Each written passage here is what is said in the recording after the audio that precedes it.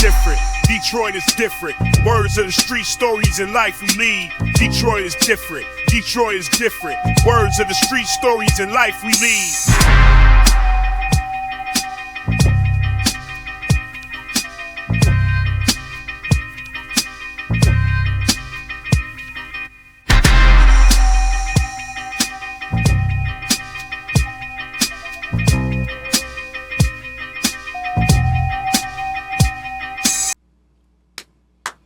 Welcome back to the Detroit is Different podcast studios. And in studio, I have somebody that definitely was like, yo, I'm getting in there. So this has actually been like almost the top of the year from last year coming this way. Brother, that's definitely in a lot of development of what's happening in community and also connecting y'all to great opportunities and resources of different forms of development. And that development also connecting to cash. And even before the discussion of all of that started, I found out has a little bit of production experience, which y'all know we love production. So we're going to definitely get into that. Ken Elkins, how you doing today? Hey, Kari, I'm doing wonderful, brother. Wonderful. Thanks for having me on the show. Yeah. Just so excited to be here and break bread with you and, converse. Definitely. And actually, you was like the greatest spokesperson in the collard green cook-off commercial that we kept running all summer, and that's going to be coming soon. Y'all see I'm wearing my green shirts now. It's about to start getting in rhythm. You about to get ready for the collard green cook-off. And you got collard greens on the wall, too. I see that. You ready to go. It's everywhere. It's everywhere. So get ready for your tasting tickets and all of that stuff. More of that is coming. But if y'all see, like, the commercial, it's like he gives, like, a impassioned, it's like, I don't know how my people caught it, but it's like it fit as I was cutting the commercial. I'm like, hell yeah, that works perfect. Well, it made that collard green cook-off was fire. Respect. I mean, that was fire. I tried to get one of my homeboys to enter it because he always talk about how good his greens is. Hilarious. And so I passed on the fly. I said, hey, you always talk about how good your greens is. Going on the internet. He's like, oh, man, I can't make that much greens. Hilarious. No. I was like, oh, you scared, bro? I was like, you scared of the competition. Hilarious. But when I got there, man, it was just so many different variations. It was really, really dope. That was really dope. I enjoyed it. Yeah, man, and it was a great collaboration with Black Leaders Detroit, an organization you for sure familiar with. Yes, sir. And that connection, Joseph Walker Williams Center, it was a fun Detroit event, 2024. A lot of good energy, great outdoors, right in the neighborhood. Yep. A lot of vendors was out there. It was a dope event. Yeah. The event was dope, and again, it was funny, the judging of the college. Oh yeah, that is. I mean, the championship was for show great. Howie Bell, like I said, Howie, I got to get Coco in effect now because I was like, Howie, you crazy. But even Tony Stovall was like the energy, and My Spice and everything. Yeah, it was good. It was really good. Yeah, so I hope it's that good, as good, or even better this year. Not just the food, but just also the entertainment of it all, right? Yeah. The competition of it all, the judges, the people, the environment. So it can only get better. So I'm looking forward to it again. Definitely. We're looking to continue to add more creativity into it. It's a lot of my passions of loving sports, loving entertainment, loving community. It's like connecting, as I say. This is one of the few experiences where you can see like a grandma like engaged the way I watch like boxing matches or something. You know what I'm saying? Because that's or like a dunk contest or something. Right. You know what I'm saying? They're like, how they give him 7? Right. That's exactly it too. But here's right. You got the young chefs to the old chefs. Yeah. Males to females. Right. Mm-hmm. People with restaurants. The people just cooking it at the crib. Yeah. And that was the joy of it all too, right? Just to see the variations of what those folks can create and bring to us. And then, like, I like going around talking to people like, what did you think about that one? And they'd be like, yeah, that one was a little bit sweet right there. Or go to that one. That got a little bit that's a little bit spicier. You know what I mean? So it was good. It was really good. Yeah, man. Yeah. And talking about these same collaborations in community, we always start these Detroit is Different with you and your story in community. So your Detroit roots, where did they start? Yes, sir. So actually, I'm originally from Saginaw, right? All right. Sag nasty. We definitely have to talk about that. Saginaw is the Flint of Flint. Right. It's the Flint. It's the Flint of Flint. Everybody from Saginaw go to Flint to hang out. Everybody from Flint go to Detroit to hang out, right? Like everybody worked their way down south to find the next happening thing, right? And so, actually born in Pontiac, raised in Saginaw. My mom moved to Saginaw when I was like 5 years old. Okay. So moved to Saginaw, went to school in Saginaw, went to Ferris State University. And then once I finished Ferris State, I actually got an internship here at Ford World Headquarters. Wow. So that was my first internship. I graduated with a degree, as I mentioned, in media and multimedia production. And so I started there pretty much working the video crew. And a kid from Saginaw coming to Detroit, in this giant building, right? Well, it seemed giant at that time, a kid from Saginaw in Dearborn, where I'm working with the owner of Ford. So we got to unpack and get some Sag nasty stories in the mix before we even get there, because we've had in Detroit is different journeys. So shout out Jason Ford, shout out Sam Robinson. We've had some talks about Saginaw before and what it is. Because people don't know. It's even like it was a viral clip where Draymond Green from Saginaw was talking about, he was like, them Detroit dudes, anytime we play basketball, we was coming and bringing it to them. Right. So because Saginaw, we got Saginawians, as we like to call ourselves. We got a chip on our shoulder, right? Yeah. It's funny, when I was with BLD, we did a town hall in Saginaw when we do the bike ride. And the mayor came to that town hall, and she said at that time, which was great because I've been saying it ever since then, she's like, we don't call it Sag nasty. We call it Saginaw, right? Okay. Right. And so, and it was just establishing this new reference to Saginaw, and especially just like Detroiters would feel a certain way when people talk about Detroit that never lived in Detroit. Yeah. Saginawans feel the same way about Saginaw. It's like, you don't have the right to call it Sag nasty if you don't live in Saginaw. And if you haven't visited Saginaw, right? I can take that. It's in my mind, sort of like the Easter people would be like, the crooked eye. And they'd be like, right. If you ain't lived here, you can't, or even visit it, right? Yes. But with that chip on our shoulder, and I've definitely grew up with that myself, and as I started to enter the workforce, it was always one of those things, to where we believe if you can make it out of Saginaw, you can make it out of anywhere, right? And that's what we honestly believe. And I would get into debates with my Detroit cats all the time. I'm like, dude, let me just draw this reference, to where, yes, things are hard everywhere, and especially in different environments. Some of us come from different, more savage environments than other, and things are difficult in certain areas. But I would always say to them, you can drive down the street and you can see, 10 miles away from you, giant buildings. Right? You can see across a whole nother country. You can meet people who are moving, people that look just like you, who are making movements. You can see jobs out there that you can say, you know what, or careers rather, I want to be that person. And you can see brothers or sisters in that career and say, I want to be that person. That did not exist in Saginaw when I was coming up in Saginaw, right? Like, the best job was working at the mall. So he was like, ooh, what you gonna do? Shit, I'm working at Ganto's. I'm gonna work at Gat, right? That was what you wanted to do, because at the time we did have an automotive plant there, but they closed the automotive plant now. Yeah. And so once they closed the automotive plant, there was nothing else left in Saginaw.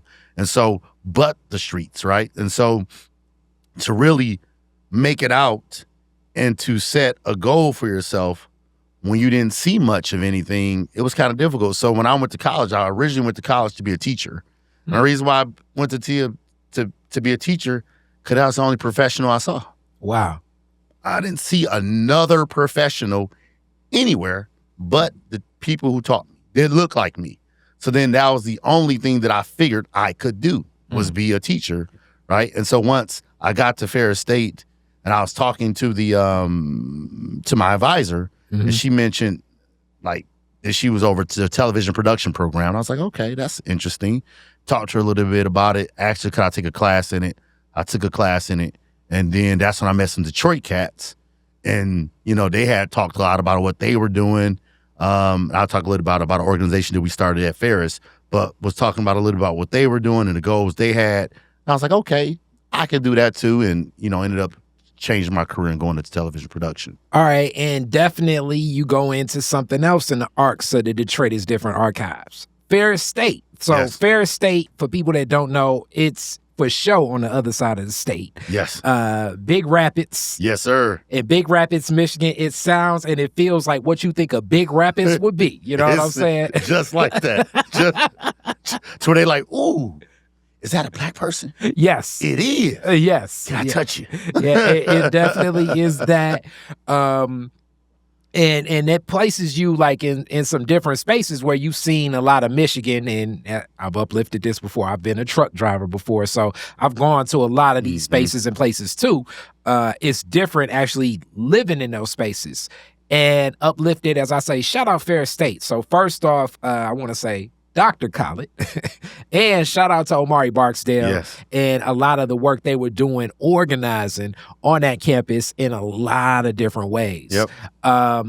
Your Ferris State experience and you talking about TV production, but before TV production, what was that like, just that campus and that field so different from Saginaw, I'm guessing? Yeah, it was very different because, again, there's probably about 1,000, less than 1,000 black folks at Ferris, right? So you're definitely a small fish, but even more than that, a lot of the people come from Detroit. Yeah. All right. And so not even smaller. So the Detroit culture come up there. You got some Flint cats, some Detroit cats, and then some Saginaw cats. And so, you're just trying, we all got our own way of doing things. At that time, I still had a tail. Oh, so man. all them Detroit cats is roasting me. Hilarious. Hilarious. They made me cut my tail off, bro. Oh, man. Yes, they be like, look at him. Look how country this is. It's like, oh, man. I was like, I went to the barber. I swear, I think my first week, these Detroit cats was roasting me on my tail. The next week, I went and got it cut off. I was like, oh man, let me cut this off. But it definitely was a difference. And you mentioned Brother Barksdale, Murray Barksdale. So when I got to Ferris, I found myself at a place that I was fortunate enough to get, but I did not know how to stay. You know what I mean? I didn't know, because I wasn't originally a college-bound person. The only reason why I even went to college was because my girlfriend told me she was going to college. So my girlfriend was like, hey, I'm going to college. She was going to Southern. She's like, I'm going to Southern A&M. I was like, okay. And she was like, where you going? What you doing? Like, at the time I was working at Chuck E. Cheese. I'm like, well, shit. I'm about to keep slanging these pieces at Chuck E. Cheese. Back to like we respond to what we see and what we know. We see what we know. I'm like, I'm gonna make it to manager. You know what I mean? And then, what? There you go. Yeah, exactly. Well, there I go. I might even wear the rat costume. Hilarious. That's all right. And that was a way safer Chuck E. Cheese back in the day. Right? I don't know what's happening in today's Chuck E. Cheese, where it started to World Star. Right. It's Chuck E. World Star. Yeah, Chuck E. Cheese is off the chain now. But so definitely was working there. And then so with my girlfriend, when she told me that, I ended up joining the Navy Reserves because I didn't even know how to get to college. I didn't have my mother, we grew up on welfare, so my mother didn't know much about college. No one knew anything about college. So I didn't know how to get to college or what to do. And so I was like, how do I pay for college? Ooh, the military thing, they said they'll pay for college. Yeah. Right? So I went into the reserves and then, filled out for some grants. And I did all this, not to brag, but I just love to say I did all this on my own as an 18-year-old. And also not to brag, for the younger people watching, I'm guessing in the era, the internet ain't what the internet. It was no chat GPT. There was no YouTube. Internet. No. This is all like just different navigating, library, and talking to people. That's it. Mailing stuff. Not emailing. Mailing. Direct mailing. Direct mailing. So there was no internet. And so I ended up doing that. I went to the reserves, went to Southern A&M right after I left.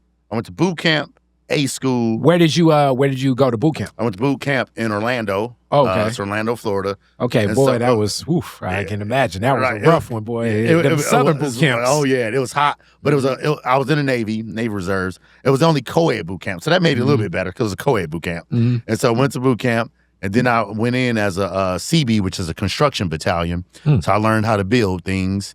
And so went into what we call our A school, our training school. That was in Gulfport, Mississippi. So again, still in the South. Yeah, right? Gulfport, Mississippi. Yep. So went there, and then Southern A&M is in where's that at? Louisiana. Which part of Louisiana? Like near New Orleans, like the that's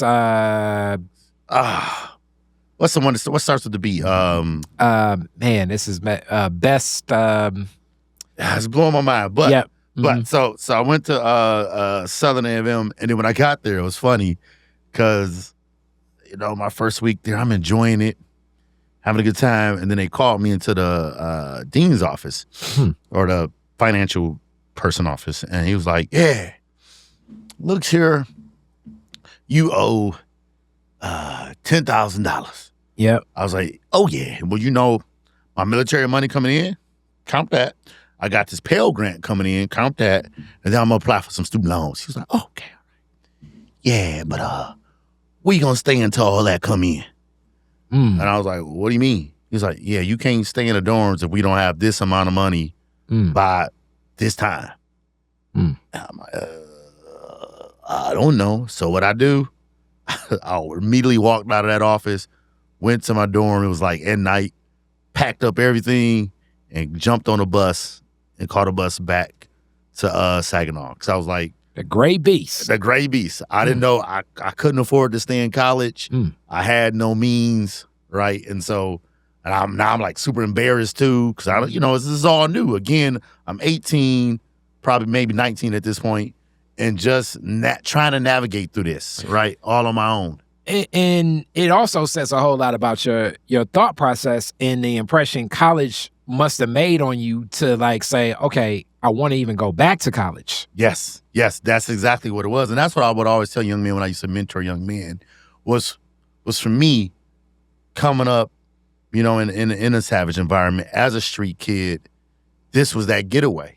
This was that safety, right? I could be somewhere with people my age and not worry about what I'm going to eat, not worry about where I'm going to sleep, not worry about any of that kind of stuff.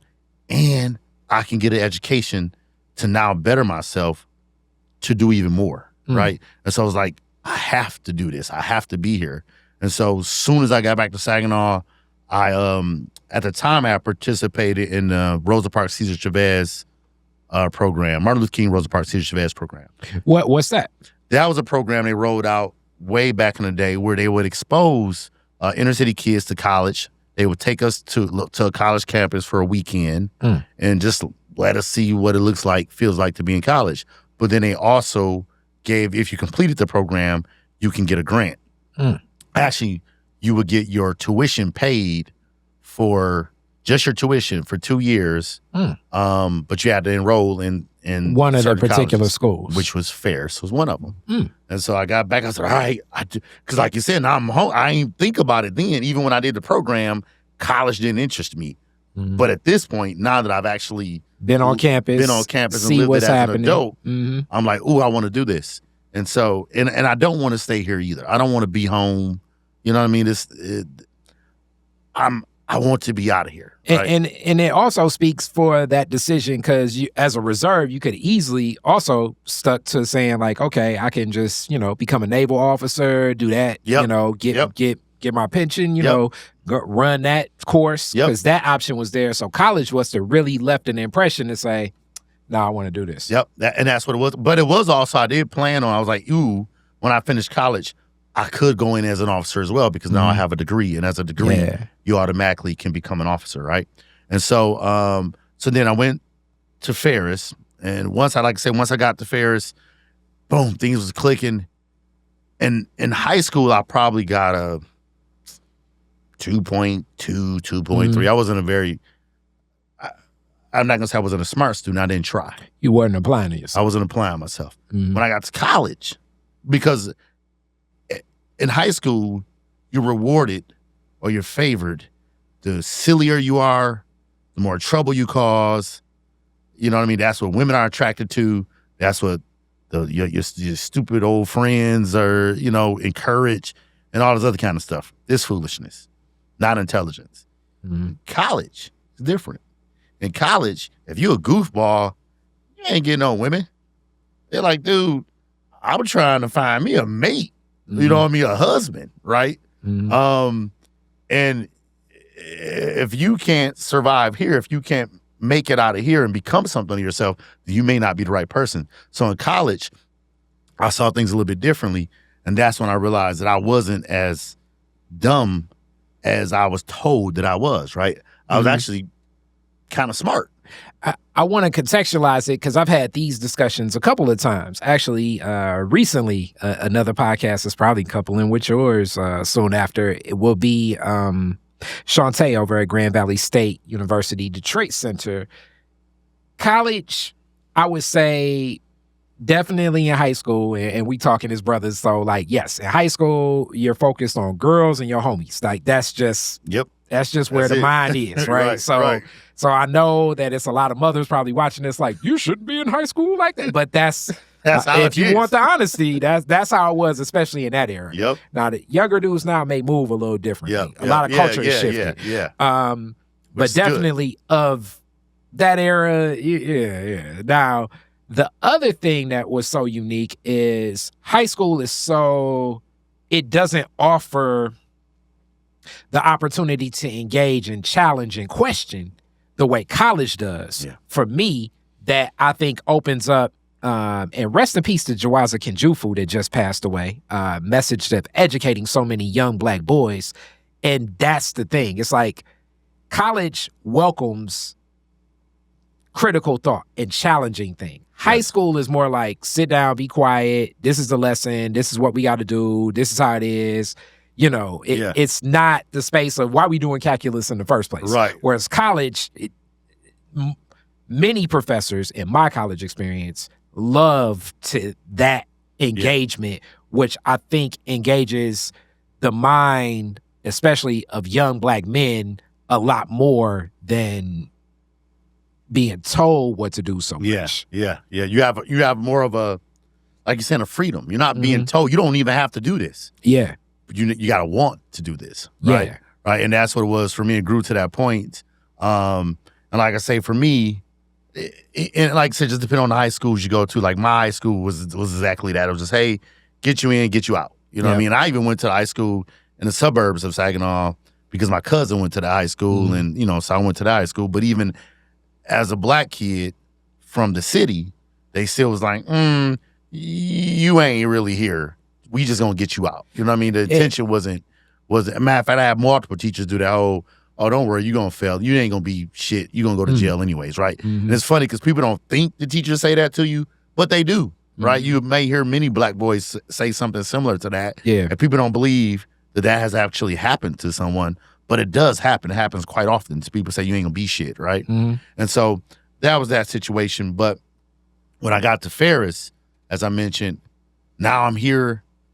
I want to stay here, but I'm not equipped to stay here. I don't know how to test correctly. I don't know how to deal with all these white folks. I'm out of my environment. I don't know how to deal with the Detroiters. I'm out of my environment. And this is also, I'm guessing, because what era are we talking? I'm guessing like 1994. So like mid-90s. Yep, mid-90s. So this is before a lot of the colleges have what they call Black programs, which I'm guessing due to our current president may not exist. But a lot of the PWI or predominantly white institutions usually have like a week on campus where they welcome a lot of like the Black or Latino, Asian students to come on campus, get familiar, kind of navigate around and immerse themselves in what the campus environment is. Because a lot of students that they saw that were, especially Black students, Black men specifically, they weren't coming back after like 1 or 2 semesters. Right. So it's like less similar to what you're saying, that those programs were created for that. Yeah. To where you just jumped into it and you're not prepared. And so while I was there as a freshman, you know, coming back to Omari, me, 4 other freshmen, Omari, and another Omari at the time was a sophomore. Yep. Sophomore. We started an organization called Black Leaders Aspiring for Critical Knowledge. I knew you were probably about to say that. Yep. Because he was speaking about that group. Yep. So now I love that I could get another lens of it. Yep. And what he was doing. Because he even said, like, and this is, so more praise to you if you were in this group. He was like, yeah, man, even like with the white folks, we'd be shoveling snow and all of this type of stuff, just be involved in community. And I'm like, first off, big rapid snow shoveling. Right. Because like I say, I was a snow truck driver. Yeah, that's a different kind of snow. and it's a lot colder, too. And it's a hell of a lot colder, right? Yeah, it's like, you know, like down here in Detroit, we like, whoa, it's going to be like 8. It's going to be like 9. Yeah. Up there, it's like, oh, man, it's just 6. Right. You good. It's 6 out. You know, the folks up there like, oh, it's 6 degrees outside. Y'all go out with a jacket on. You know, but from Detroit, Saginaw, we're like, no, we need a whole snowsuit on, right? Oh, yeah. But yeah, so we got up there, we started the organization, and then it's interesting at that time, too, because our logo, again, we started from scratch. And what happened, how the conversation came about, was me and the 4 other freshmen, we went to the same barbershop. Wow. And so one of the founders was a barber. And we were just all in there. He was from Detroit. 3 of the dudes was from Detroit, 1 was from Flint, and then me. And so we're in there getting our hair cut, all talking about the same issue. Like, we all are experiencing the same issue, you know, and how do we come together? And because obviously if we're experiencing it, there's a lot more of us that's experiencing it. So how do we come together to build something to where now we can support each other through these experiences, other than a fraternity, because, you know, that's something a little bit different, right? And so we started to build the organization.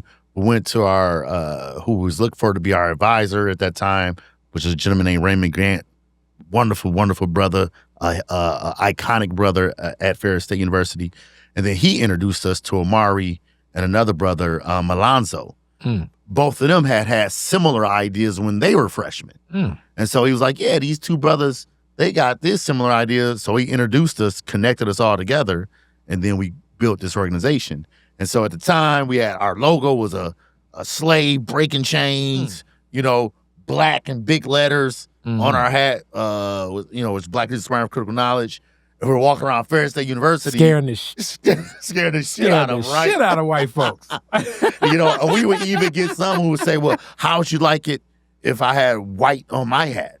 And I was like, I wouldn't have a problem with it. Man, it's so funny. I just watched Higher Learning again. I'm guessing it was like a Higher Learning. Yep. You know, that's exactly how it was, brother. And we got so much animosity, you know, from folks. And it was like, you know, how would you like it if I put white on my hat? And my answer to that would always be, well, as long as you're not encouraging hate, then I don't have an issue with it. There's nothing wrong with loving your race. No. You should love your race. If you white, you should love to be white. Love to be white. If you black, love to be black, Hispanic, whatever the case may be, right? But as long as you're not perpetuating hate for another group, if you're not oppressing another group, or harming another group, then that's fine, right? And that's not what we're about. We're about harmony, right? And so that's where Omari was saying we would work with other groups. We would reach out to other groups and work with other people like, hey, we're here pretty much just to uplift each other, right? And how do we do this and how do we navigate on this campus? So, you know, I'm proud to say that was in 97. That was in 97. And, you know, the organization still exists. It's in 3 other campuses. Wow. And so, you know, it's a very proud moment for me, for us, to be able to create something that lasts, but also be able to create something that just helped a lot of black men, helped a lot of black boys, just like me, who got to Ferris, who didn't know their place, right? Couldn't join a fraternity, didn't have anywhere, a brotherhood to go to.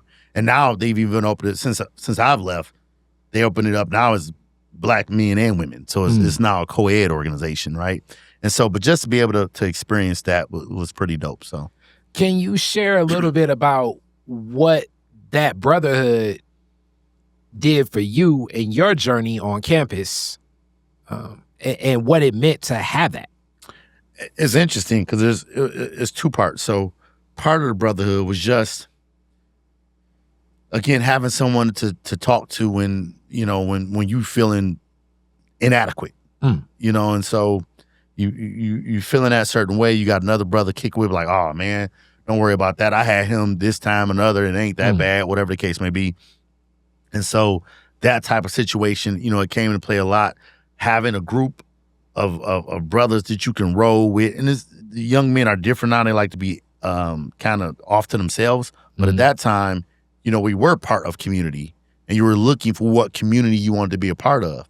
And so to now be a part of a positive community versus a negative one, that's going to take you down the wrong road was extremely beneficial.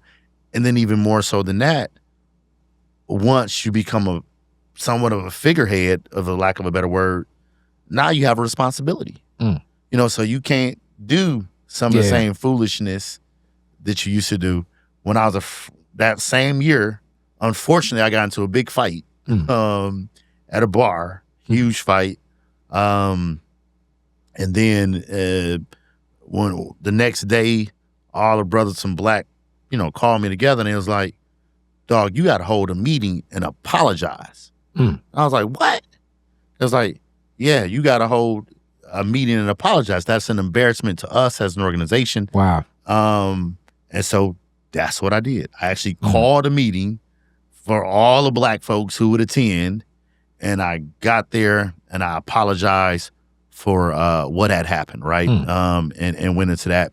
But and then another part of that brotherhood was, and having that there was also having an avenue to get things done, right? And so I always had a story that I used to tell, or that I tell, about driving from, at that time I had a girlfriend that lived in Flint. My first daughter's mother lived in Flint. And so I would drive back to Flint to visit her. And of course, I get pulled over by the cops. There's nothing wrong, but they pulled me over. And then the cop was like, hey, state trooper was like, hey, do you mind if we search your car for drugs and guns?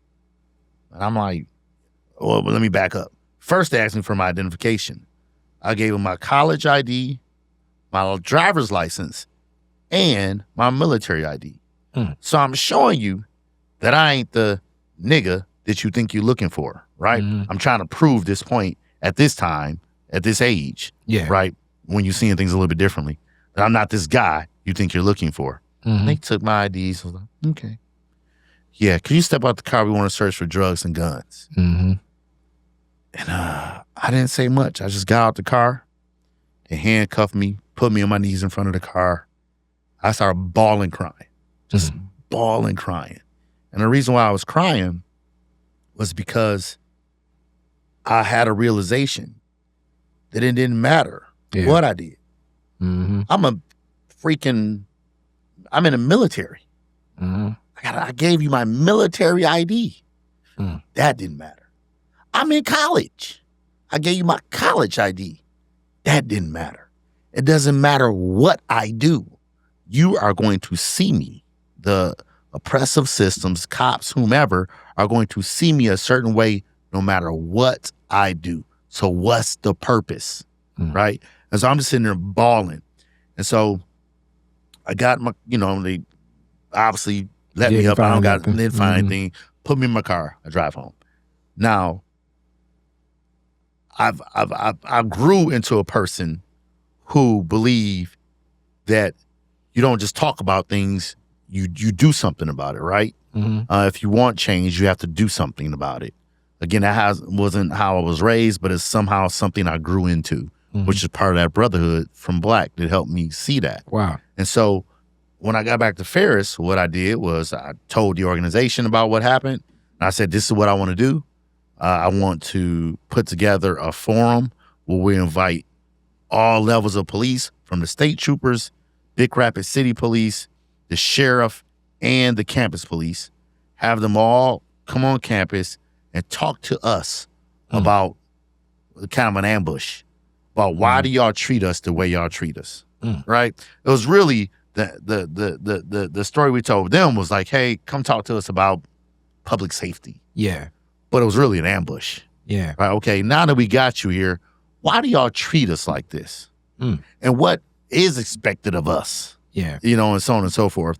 And so that went really well. I think one thing I ended up getting out of that, which, I still don't know, because at that point when that happened, I did tell myself I would never, ever get out of my car again, ever. Ever, ever, ever would I be demeaned and dehumanized ever again. Fortunately, I've never been asked to get out of my car again. Now, if they ask me as a 50-year-old man, I'm getting the hell out of my car. I don't want that smoke. But back then, I was like, that would never happen again. You would never take what I felt at that time, my manhood away from me, right? By putting me on my knees in shackles. That's never going to happen again. And so, and I had told one of the cops that, and then he was like, and it was a brother, a state trooper. And he's like, okay. He's like, I hear you, young man.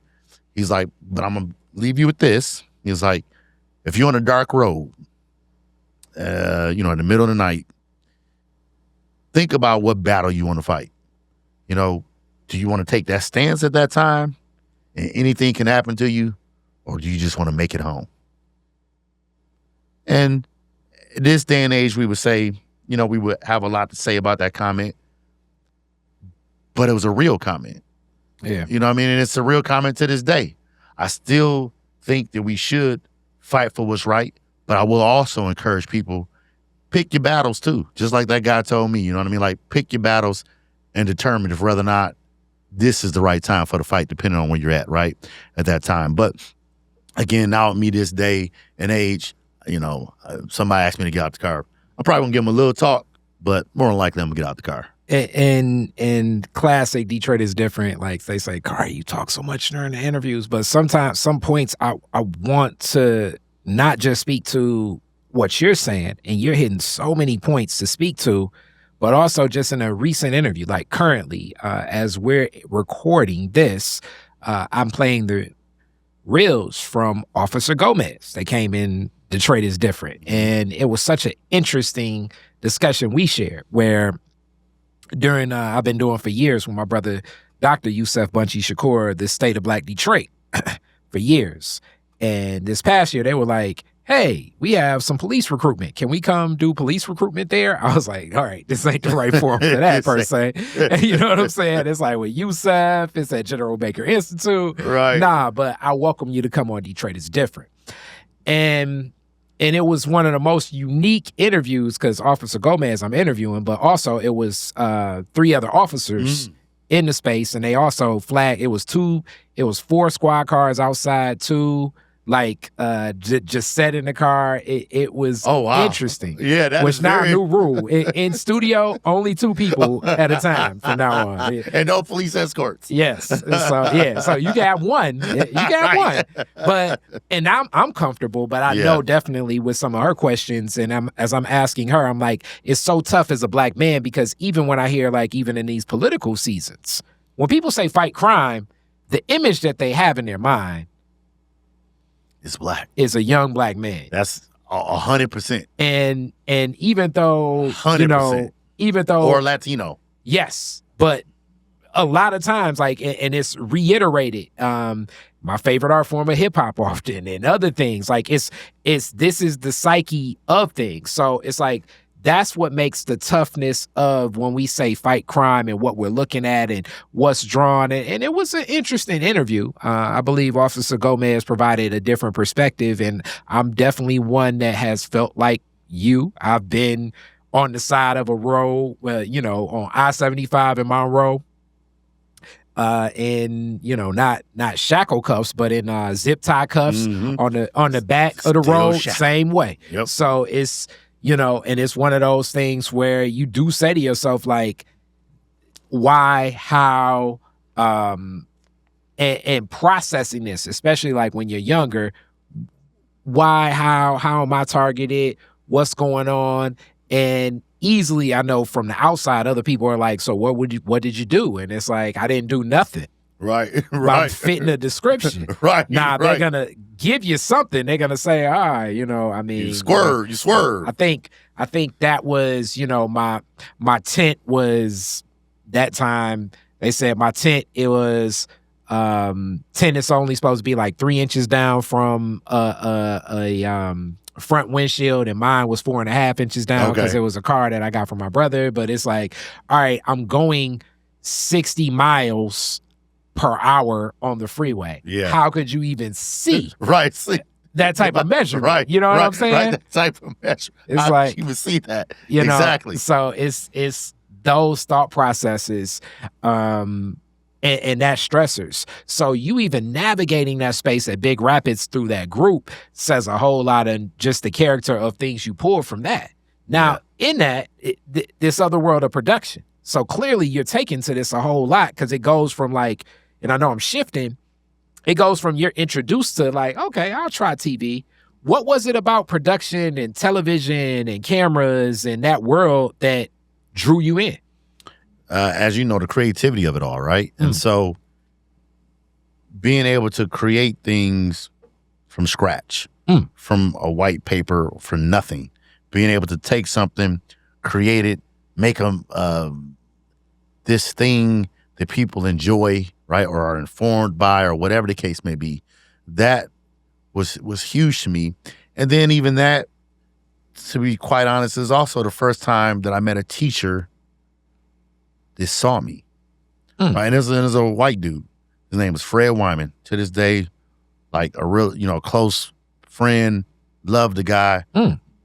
But just the first teacher or that I saw, or even, white person that I felt that just saw me, you know what I mean? And didn't see, like you were saying, an image that was painted about me. They saw me for who I was. And so just great guy who always talked to me and encouraged me, and to do things, would always, my projects was always like, hey, this is a really good project. You could do it a little bit differently like this, just really good criticism, but was always encouraging me. And again, unfortunately, I come from one of those toxic Black families where love is displayed through insults. I know we all know about those kind of family. Like, you coming out, I like the little tight ass jeans you got on. Yeah, I mean, roasting is a part of Black communication, though. That is a part of Black, but sometimes you don't want it, but right. That I you know what? But it's funny that we say that because it's part of it. Yeah. But like in my family, I don't do it in my family, right? I don't let my girls do it. I don't let my kids do it because you're right. It's part of I don't think we understand what it does. Yeah. You know what I mean? To where it fucks with your self-esteem. It if somebody call you fat all the time, no matter how beautiful you think you are, you still gonna think you fat. Yeah, that reminds me of like one time my homegirl, shout out to Angel, like her little cousin got like one of his first jobs. Yeah. And he had the uniform on. It's like, you got them uniform pants on. Yeah. I think we roasted him for about an hour. He quit a week later. It's like, oh man. He could have moved up, had him. You stopped his career flow. Right. Messed up. It's like, I don't wear them uniform pants before. Right. But we kill each other. But even more so than that, even because even a roasting, like you say, I'm from that. I still do that with my friends a little bit. Yeah. But it was more so of you can never give a compliment without an insult. And that's what I mean by the toxic family, right? To where, like, no one has ever said to me as a young man, you are intelligent. It's more you think you so smart. You know what I'm saying? It's like, hey, you think you done figured this out. And it's like, there you go, right? Or no one ever said that, that my skin color was attractive. Yeah. It's always little black ass. Little ugly black ass. Yep. You know what I mean? And so... And it gets into the psyche. It gets into the psyche, right? And so, like, even when my niece does it now, and I correct my niece on it, and then she'd be like, oh, they know I'm just playing. Right? And that's how we feel. Yeah. Oh, they know I'm just playing. They know I love them. Then say it. And also... Say you love them. And also, it's back to... somebody else I follow on YouTube. I like a lot of her content. Dr. Tracy Marks. It's back to like, are your compliments outweighing your insults? And are you only commenting on, like, do you ever come and just like, yo, Ken, that was dope. But if I'm always only bringing insults and complaints, that energy starts brewing more like, oh. Yeah. You know what I'm saying? Yeah. And it makes you insecure in a lot of things in life. You may not even know how insecure you are, right? Or how fearful you are to do things because all you ever heard was that negativity all the time. And then the other toxic trait, then people are kind to you and you be like, oh, they trying to set me up. Right. Right. I know this. I know what that means. Why you so... I know. We are so much like that. You know what I'm saying? Bro, you be like, you trying to, I know that, hey, I like your vehicle. It's like, oh, here we go. Right. I can't park in this lot. Oh, don't let no dude be like, my man, that shirt look nice on you. It's like, oh, this is one of them funny niggas. Yeah, I know. I ain't like that, Chief. You know what I mean? Yeah, like, I know. It's like you can't take the compliment. Yeah. Because like, you're not used to it. You know what I mean? So I grew up in that kind of environment. And so to now be somewhere and have someone who is encouraging me. Yeah. Right. And I was like, man. This is new. And then a teacher for that, because I never got encouragement from teachers. So it was like, bet I can do this. So it was my love for the work that I was doing for creating things, that new space that I found in creating things, the new space that I found in someone telling me that I can do this and that I was good at it. And then between my classmates, you know, I was actually good at what I was doing. What were the type of projects you were shooting up there? So so we were shooting film. So we had to edit on film, right? And so to get you used to film, that's at shooting on film, developing it and splicing it, right? So, you know, you young cats don't know nothing about that. No, not at all. Nothing about that. Not at all. Like right now, this device does so much of what that used to be. There's so much of it. Right. Yeah. You can do it all on that device, right? So at that time, I made to Tupac, Hail Mary. I made a dope video. Wow. To where at that time it was like making people disappear was a huge thing. But was doing that. A couple other projects. It was mainly like videos and different things like that. And then also, you could do a project for like a program, helping to promote that program, so that you know how to do marketing videos. And then we also had television shows. So I used to do a television show called The Spot, where I would, me and a brother named Chevelle Crawford, a Detroiter, we would have local acts come on, and we would record them performing in the studio, and then I was debuting that act. So The Spot. Then I had another show that I used to do where we would review movies. So me and another cat named Matt, we would review movies. So you were fun. Like, it sounds like with your course load, you were over and beyond even the amount of projects that you probably needed to do. Oh yeah, because I loved it. Yeah, I was gonna say this is what it seemed. Yeah, I enjoyed the studio. I enjoyed being on camera. I enjoyed being off the camera. And really, directing, from directing to shooting to editing. At that time, my niche was graphics, right? And so that's how I got the internship at Ford World Headquarters, because they were looking for someone to come help with graphics. What was the software at the time? Like, different era, but what was the software at the time? I don't even remember. It wasn't Photoshop. Yeah. I think it might have been Corel. Okay, Corel. I think it was. Yeah, I remember Corel. Yeah, I think it was Corel. Yep, I think it was that. And so, which was so hard to use, and so comparable to Photoshop. Yeah. And so when Ford was looking for a graphic artist to come, all my classmates was like, "Well, Ken, that's you. You do," because all my classmates came to me to do the graphics. They're like, "Hey, Ken, you do this graphics for us?" And so once that came about, it was, even though I know some people probably wanted it, it was kind of like, well, he kind of do graphics for all of us.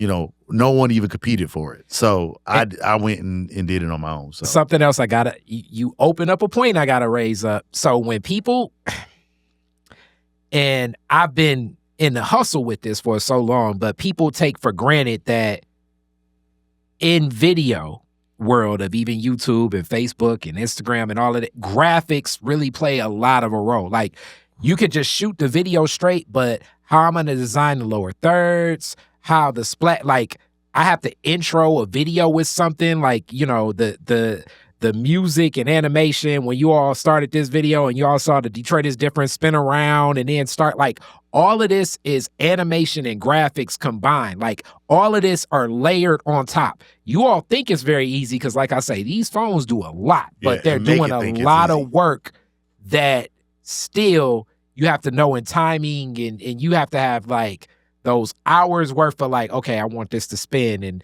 and learning like things and design. So you're taking to a lot of the graphics because graphics and video go hand in hand. Right. They go in, again, just font design.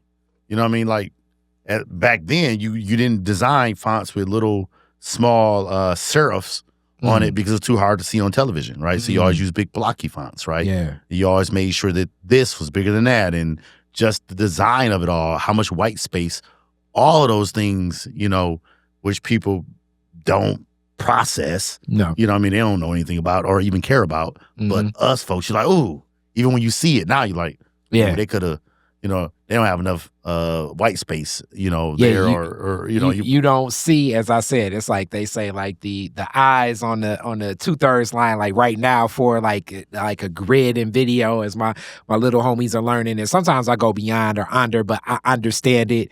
And even when I went to go see Sinners, I was like, wow, this is amazing. I don't know if you've seen it yet. I haven't seen it yet. I got to go see it. When you see it, you're going to be like, oh. It's gonna make you want to get back in the game, so that was it. And, so that was fair. So then, like you're saying, getting back in the game, and so then my career ended up. So I spent probably about 20 years in video production, right? So working, I started at Ford headquarters. Then I went to a small production house. Went to the state of Michigan.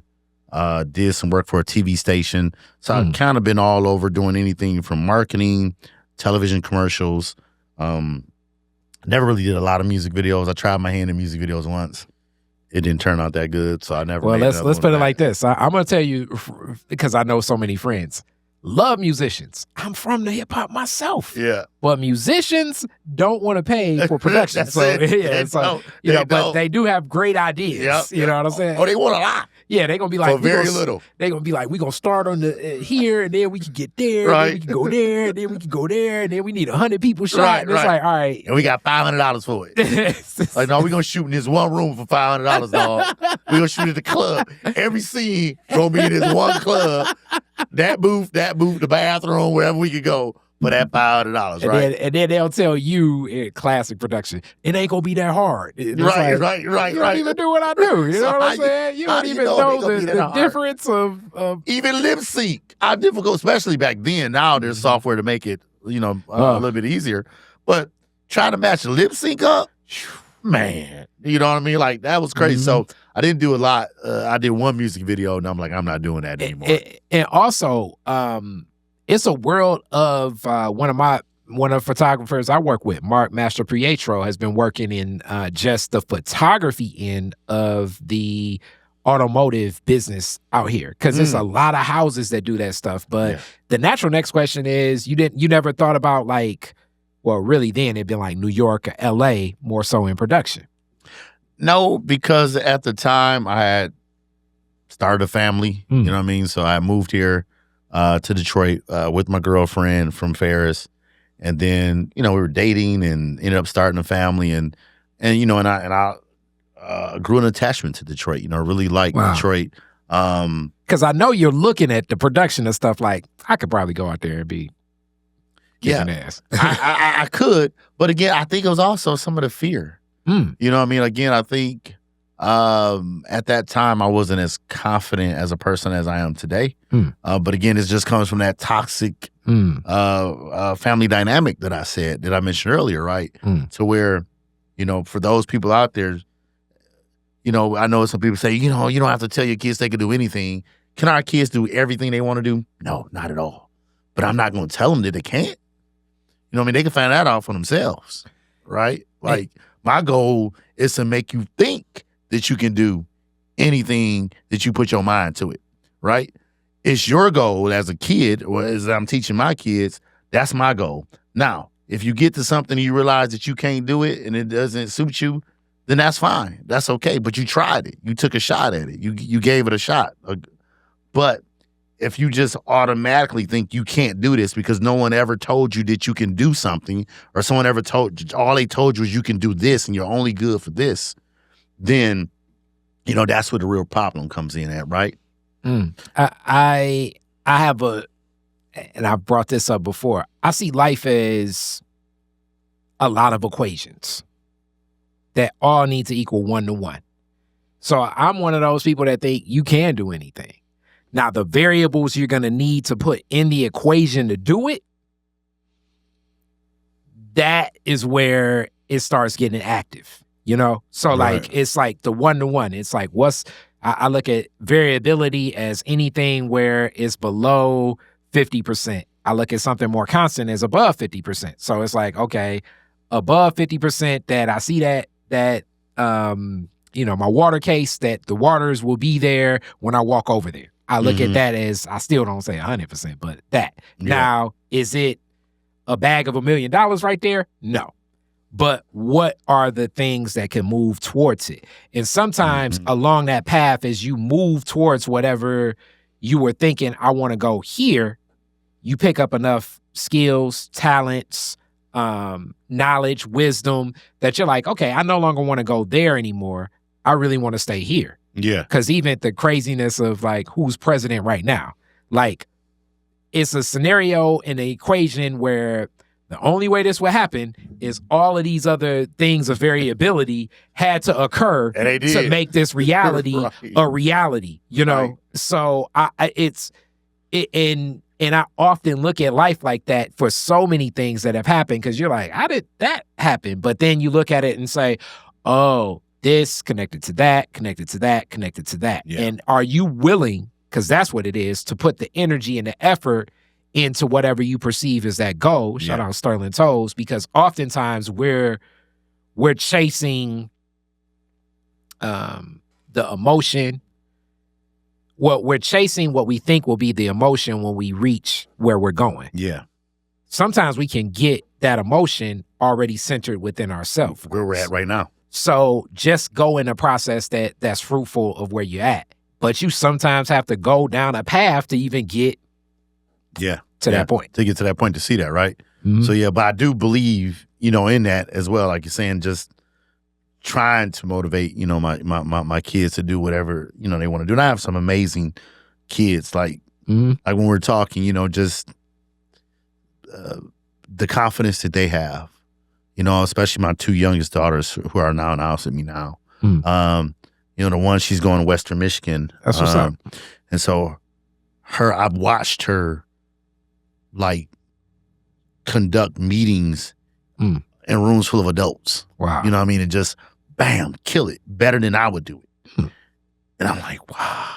Like, I wish I could have done that at 17, 18 years old, right? Or just her confidence in she had to lead a meeting she's the president of Black Student Union at her school. And she had to lead a meeting.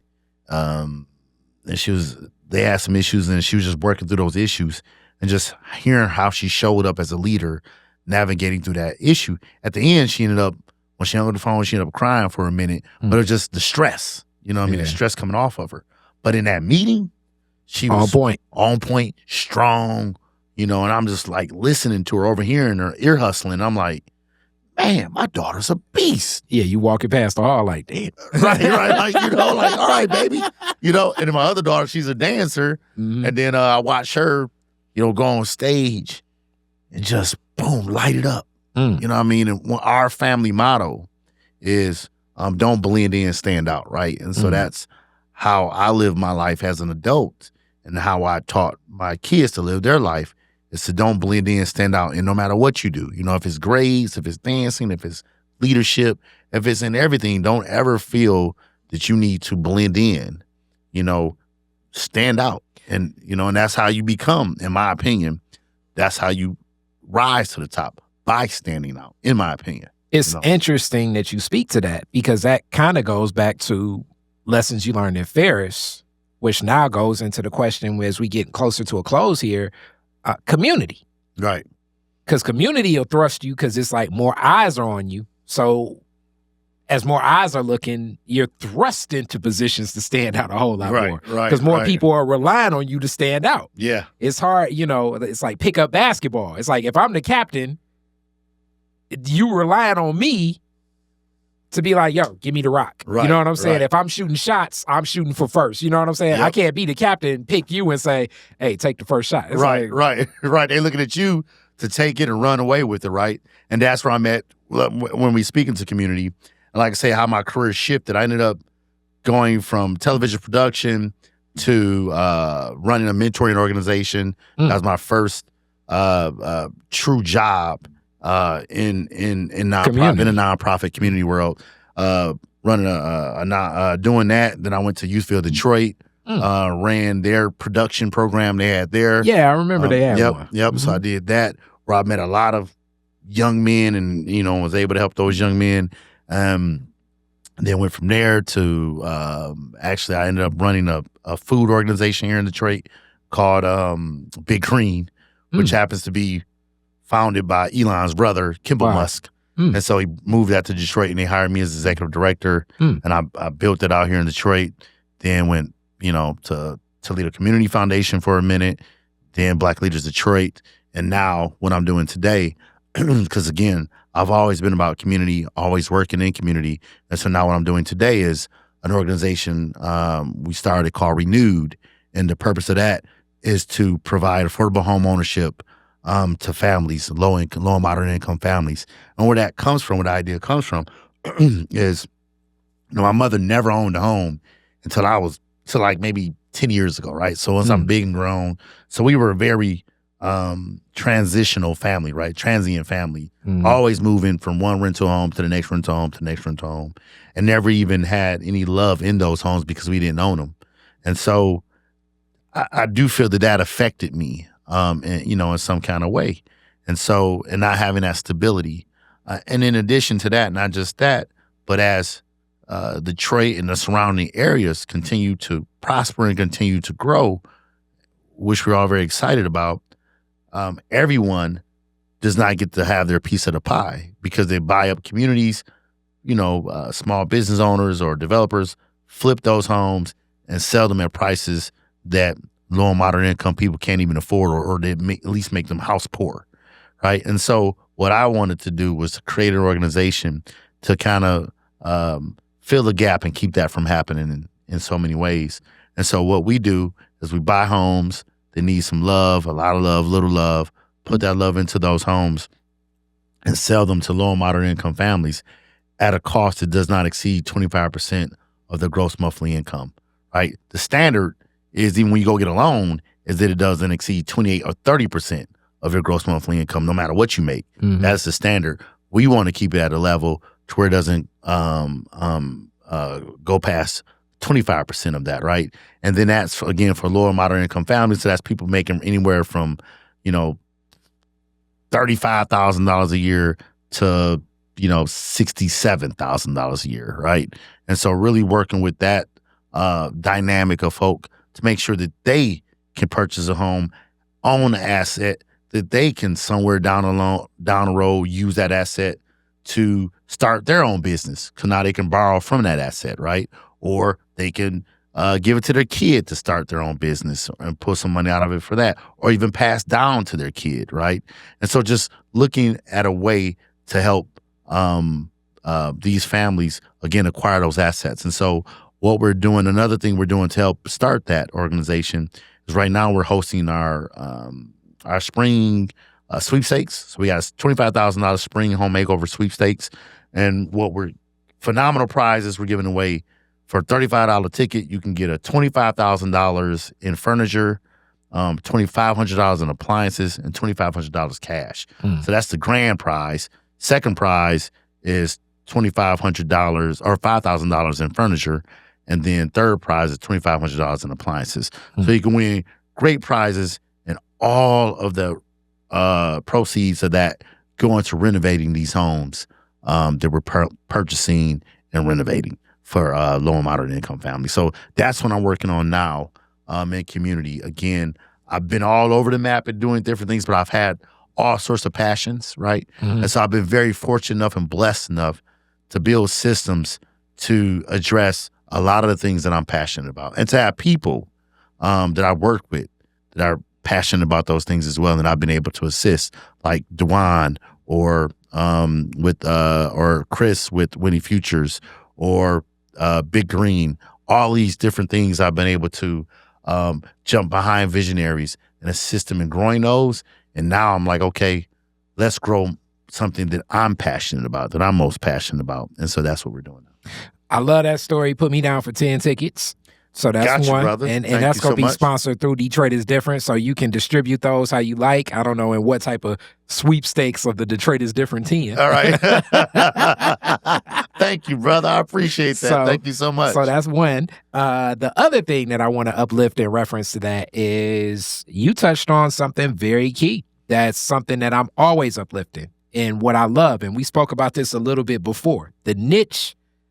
So Detroit is Different is the active portfolio for the marketing firm of Creative Differences Marketing that functions and keeps this going. And our niche is really telling legacy Detroit Black stories, meaning like Detroiters that have been here for generations that we're really looking at since the 60s. So like families that have deep roots in the city of Detroit. Communities like mine. That's why I think it's a competitive advantage to have people come in a place like this, because my block is the Detroit that's usually displayed and on TV of oh, this is revitalized. I think my community is closer to like the average Detroit neighborhood. It is for sure the block. You know what I'm saying? It's going to be that feel. You know, you pull up and kids are outside playing. You know, many of these homes and what's needed to the structure of these homes, as I'm an owner of a couple, it's tough because I hear these discussions that many politicians are saying, and I'm not necessarily just saying in the city of Detroit or the state of Michigan, but just across the nation itself. They talk about affordable housing, and I hear the numbers. I hear the area median income that our AMI stretches because it's a federal discussion, and it's federally set, and it stretches even to Grosse Pointe. So the AMI versus the people that I know that live over here, that are gonna be working more common places, or if they've been unemployed so long, they're displaced workers, disability, hustle here and there, you know what I'm saying, stuff under the table, which creates a whole nother reality, which is closer to the Detroiters in the Detroit that I know, that I see, that does function. And I'm throwing all this stuff out there before this, and this is a long preface. As I said, I haven't spoke so much in a podcast, but you opening up the gateways to speak. We're looking at, rents being like $1,750 for a 2-bedroom, and that's considered affordable, and that's subsidized through government agencies. And you say to yourself, like, first off, that 2-bedroom is probably a mother that has children. It's not like a 2-bedroom where it's like, oh, 2 people coming together and it's like you rent a room and I rent a room, and or we a both mother with renting. 1 child, or a mother with 2 children. This is a mother with like 4 children. With 4 children. $1,750. And $1,750, really, you're looking at first month's rent and security deposit. So you might as well say, okay, that's $3,500. $3,500, unless it's around tax time, even if they can slide in there, what does that really look like? As a lot of the outskirts of Detroit are welcoming more people from Detroit. Also, now the way credit is so tied to rent, that transient households and that housing instability, where so many of these challenges, even when people talk about those students, I was talking to somebody and they're like, I'm like, a lot of the challenges in schools are that the students are more transient. It's so many renters now. I grew up in a Detroit where everybody almost owned a house on the block. Like these houses that are dilapidated, I knew the house when the people lived there. Now that I know the renters, now you know the renters, right? And I'm getting to know, how do we change those renters into homeowners? What does that look like? How does that function? And a lot of renting under the table, because I know a lot of this stuff ain't up to code, but it's like they can only afford $500. And now, as many of these houses are being partitioned off, and people are renting rooms and sharing bathrooms and kitchens, because that functions as I know people in real estate, that's what's happening. Yeah. And these are the discussions that I sit and I watch the political discussions and what they're talking about, and the subdivisions and all of that. And I think to myself, like, okay, and then I hear like, shout out Chase Cantrell, and even the cost, because I know this is from a business lens. So they say like, okay, the cost to develop to build a 3-bedroom home doesn't even make sense to do something like that in Detroit. Right. But how many 3-bedroom homes are needed? Right.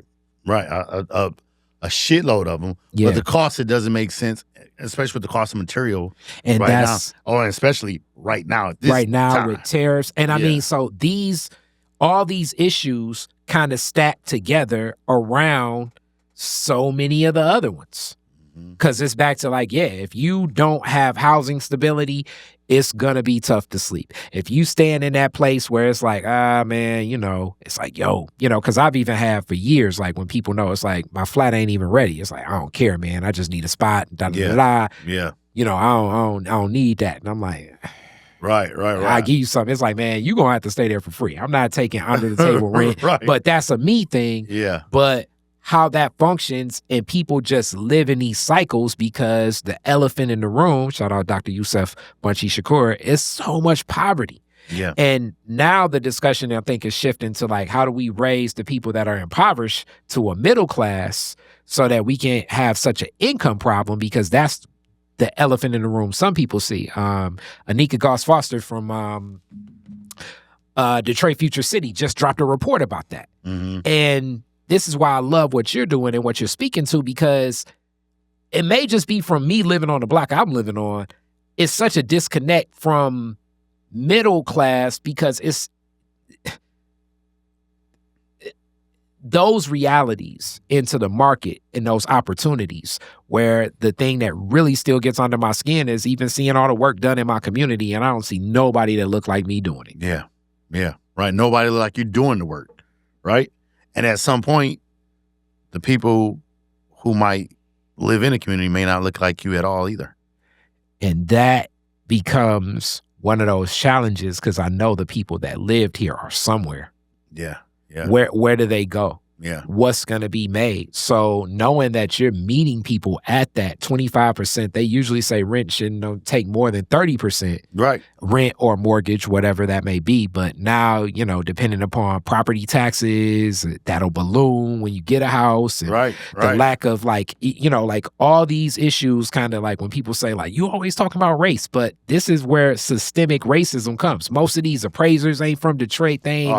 They haven't. Well, that's really where it shows up at. They haven't stepped a foot in any of these neighborhoods. And they appraise. I mean, there is a lot of truth to how they appraise a home owned by a person of color versus a home, owned by another person. But to that point you're making, middle class and lower class, all that stuff. I just remember as a young person, that didn't mean anything to me. Yeah. It didn't mean anything to my mama. Mm-hmm. It just meant, can I take care of my family? Yeah. Right. And that's what I'm trying to do is give somebody the value that this is theirs. Yeah. Can't nobody come get you out your shit. Now, if you don't pay your mortgage, somebody can come get you out your shit. But the point is, that take a whole lot of time, right? It ain't like someone else owns this. This is yours. You know what I mean? And that breeds, like even like right now, it's a bill that's moving forward, like right to renew. Because these are other things that are happening. Because I think during COVID-19, this is another one of those big Kari Frazier speaking things about Detroit. So this is definitely turned more of a Detroit topic, but it's there because during COVID-19, when people left going to office buildings, what shifted across America was the people that were into commercial real estate got into residential real estate. Yep. And they're approaching it with a commercial real estate lens. That's it. And that ain't the same. And it's changing the market for like, even crews. It's like, okay, you want to work on one roof or you want to do 100. Right. Yep. Now you're not even getting the right to renew the lease. Right. So it's people just floating from month to month, just waiting for it's like, okay, the minute that we can come in and, Yeah, we gonna go in and we gonna change everything around. Right. Put you up out of here and now jack up the price because now I can because, hey, you're down the street from the Little Caesar Arena. Yeah. Or, you're 3 miles from Little Caesar Arena. Yep. And this is going, I can charge arm and leg for this, or I can have it as an Airbnb. Yeah. You know what I mean? And kill a game at that, right? Yep. And I'm not against any small business owner who flips homes, who buys homes, especially those of color, who buys homes, flips homes, rent homes, whatever. Like, we all have the right to get our piece of the pie, right? And so, if that's what you do, that's what you do. But for me, it's like, okay, what can I do? I can't control Kari from wanting to flip a home, from buying a home, this home right here next door, because he see it, he understand the value of it, and he put, 60 grand into it and make 150 out of it. Yeah. Hey, that's your right? I can't do anything about that. But what I can do is I could buy a home across the street and I could sell that home for $100,000. I didn't make anything out of it. You know what I mean? Or what I did make, I just made enough money to buy another home and do the same thing to another home, right? But making sure that the person who buys that home now isn't house poor. Because that's what happens to a lot of people too. You know what I mean? Is when we can get there.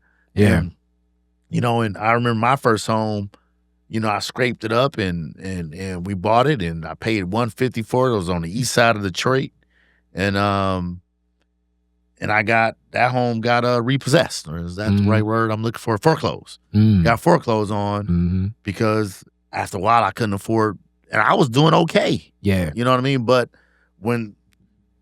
and that was in 2008, right? So in 2008 when everything hit, then it was really tough. And many people. Yeah, it affected a lot of people. And these are the designs, to me, that make it so tough, because we see the resources getting poured into what would be considered more the private sector, where it's like, when do resources actually help the people? So being that you're engaging with helping the people, especially towards a gateway like home ownership, it gives a different type of stability even to a family. Because when that student, because like when people talk about schools, one of the number one things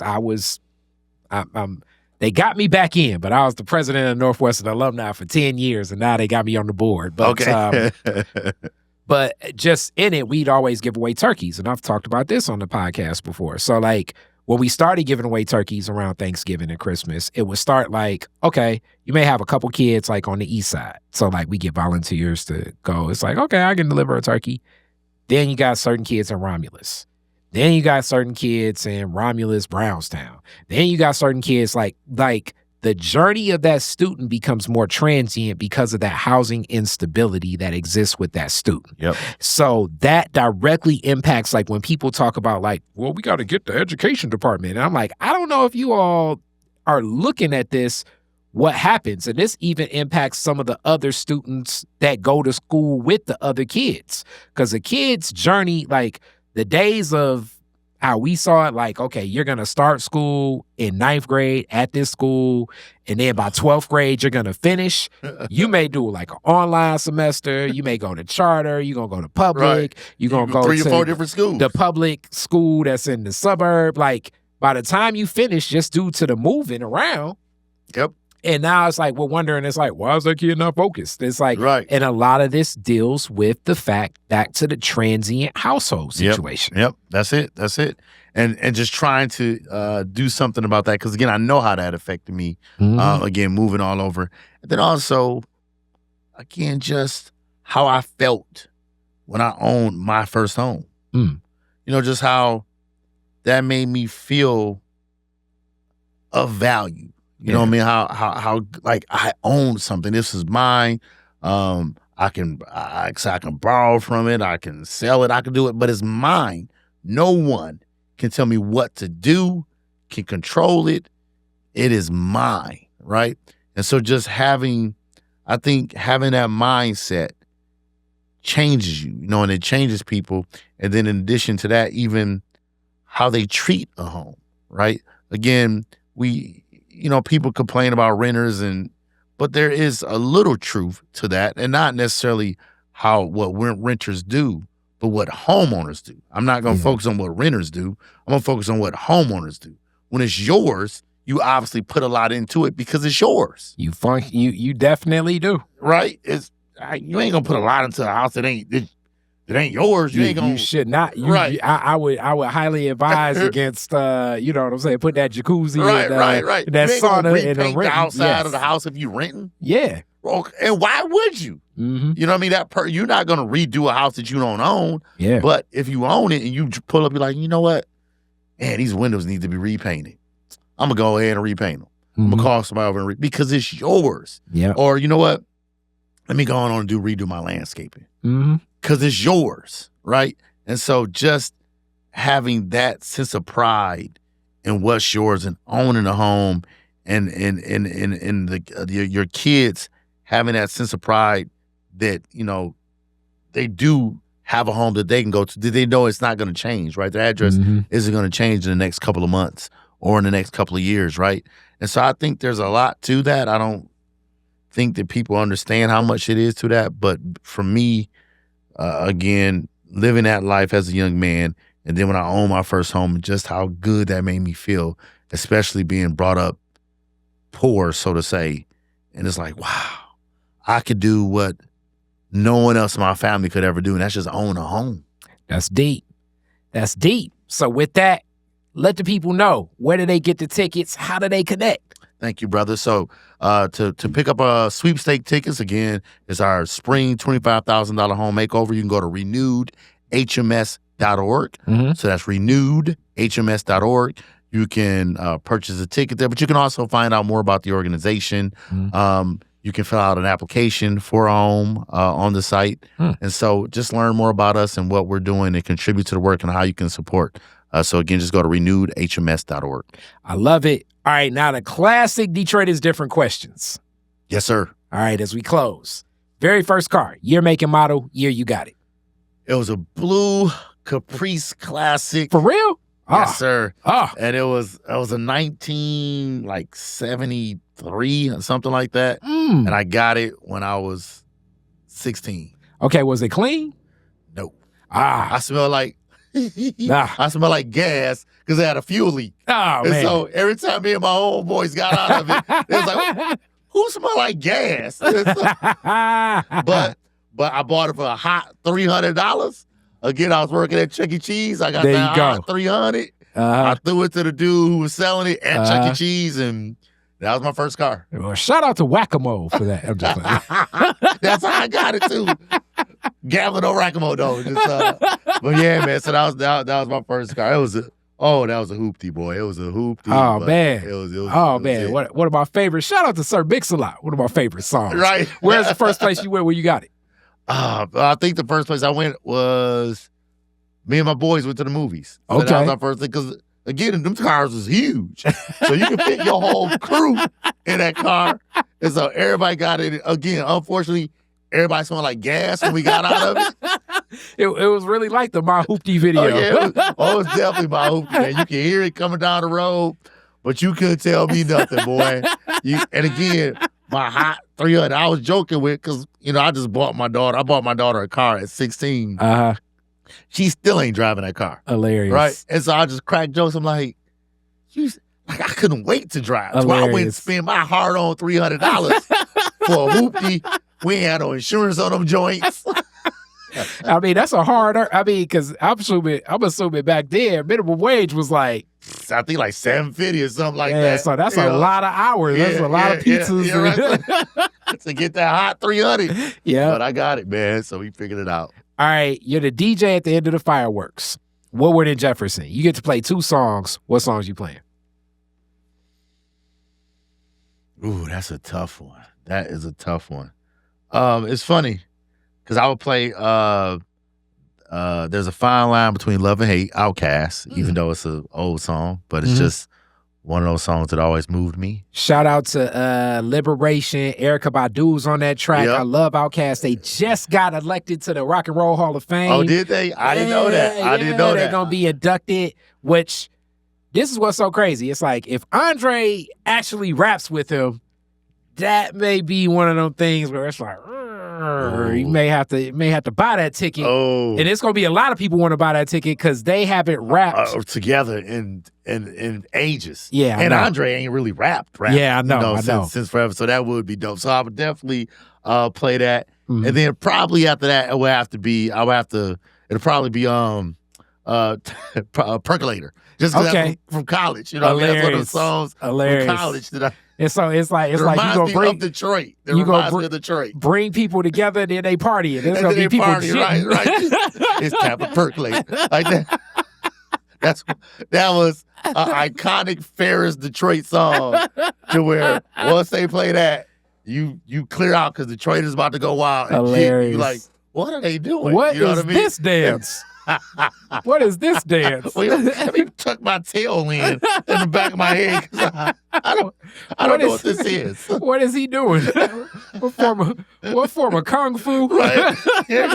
What's with all this leg work, this footwork? Exactly. You know, so why are these men all looking at a man? Right. And we at a party. And he's doing this. It's like, okay, I'm about to talk to her. Right.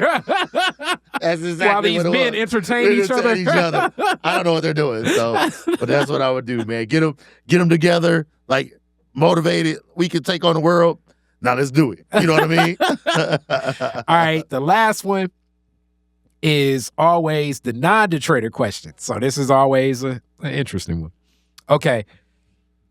Spaceship comes down, flies straight to your crib. Yeah. E.T. comes out and it's like, yo, Ken, take me to the most Detroit place on earth. Where you taking them? Oh, man. Whereas you and E.T. hanging out at. Me and E.T. hanging out at. For a Detroit experience. Detroit place on earth. That's complicated, brother. That is complicated. It would probably be, I think we can go on Illinois. And what? You know what I mean? I think we can go on Illinois and just Illinois, the university district around Illinois. But it would have to be somewhere. See, I'm trying to think of somewhere where they wear buffs. Okay. I don't know where they where it would be a huge collection of people in buffs. But that would be the most Detroit. A huge collection of people buffs. in buffs. Where would that be? On Livernois? Or anywhere. Okay, because I was going to say on Livernois, if it could be the locker room. Shout out to Linda Carter. Locker room, yep. It also further up Livernois, the office. The office. Could be the office. Been there. And then even the other direction, what's the new this Cross 96? Oh yeah, I know. Right there. Oh, that's definitely the spot. Man, what's the name of that? That's gonna bother me now. Yeah. I know it as. I'm so old. I know it as next door to Mr. Fossilot's car wash. Right. But, I can't think of the name. But yes, and also it's like he would. I have problems parking there, so I don't know where the spaceship. right. Because you cannot. The spaceship is not going to be able to park. But it's funny because like I said, coming up. To me, Detroiters were at that time when I was coming was the Coochie sweaters, right? Yeah. Again. Ain't nobody saying I had no damn Coogee sweater. Yep. But shoes, when I got the Ferris, I'm like, where are these cats getting these fancy sweaters from? Yes. Another shout out to Mr. Flossalot. I remember many Coogee sweaters. Right. And then now it's like, the bus, right? So Cartier's that's definitely the Detroit thing. When you go to different cities, they know you from Detroit. Mm-hmm. Buy those glasses, so right? And that is dope that we do have an iconic thing, right? That people know us from, right? So you, E.T., E.T. gonna get some buffs. Get some buffs on E.T. E.T. go have some buffs. Eat lamb chops, because that's definitely Detroit too. Eating some lamb chops, you know what I mean? But the lamb chops gotta cost like $40 for 3. I don't know how lamb chops got so expensive. E.T. gonna be jitting. He just E.T. he gonna be killing it. He gonna be killing it. So, but that's what I would do. Give E.T. some buffs, eat some lamb chops on Illinois. I'm with it. I love it. That is a Detroit experience, and that is a very visual experience. A very visual experience. He might have some some white Air Force Ones too. Oh, Although man. I feel like a lot of people have stole Air Force Ones from Detroit. Like, you know, the ATL, you hear them talking about it, and I'm like, this was Detroit. Yes. This was Detroit. I feel like maybe I'm wrong, but I feel like it's always been the strongest Detroit thing. They just not catching up to it. That poorly designed sneaker that I bought too many of over my life. Right. It's like, because it's like you just walking flat-footed. Flat. Even now, when we wear these, they flat as hell. But it's like poorly designed, walking like Frankenstein. Because the minute they crease, you like, ain't no arch support. Right? Horrible. I know. It's like, how was Rasheed Wallace? That's how Detroit he is. He was hooping in them. Crazy. That is crazy. And he was hooping as it was. Because they have no support. They're very uncomfortable. Horribly designed sneaker. But if they fresh and out the box. Forget if they hurt your feet when you walk. No. Because really, you shouldn't be walking that far in them anyways because you're going to get them all creased up. But that's how you know Detroiter. You could go to Cedar Point and see some ones. It's like, yeah, he from the crib. Yeah, he from the crib. He from the crib. He got a what was that? Back in the day, he got an Al Hassan outfit on. Wizzy. He from the crib. He from the crib. That's it, brother. Like, just to ruin your Air Force Ones going down here with her in Cedar Point. Right. Just mess the ball up. You spilled some caramel applesauce on your Air Force Ones. This is a wrap, right? But that's the good thing about living in that area. There are so many iconic stores over there now, and just watching or being able to watch that area grow back to where it was, before, the system to be, fucked it all up, right? Man, oh man, and I still love it. With that, Ken. Thank you so much. Thank you, brother. I appreciate this. I'm definitely going to bring you back in the mix. Please do. Yeah, this was fun. And now that I know you was in production, we got a couple new shows coming, so I'll run something by you. All right. I appreciate it, brother. Thank you so much. All right. Peace. Peace. Detroit is different. Detroit is different. Words of the street, stories in life we lead. Detroit is different. Detroit is different. Words of the street, stories in life we lead.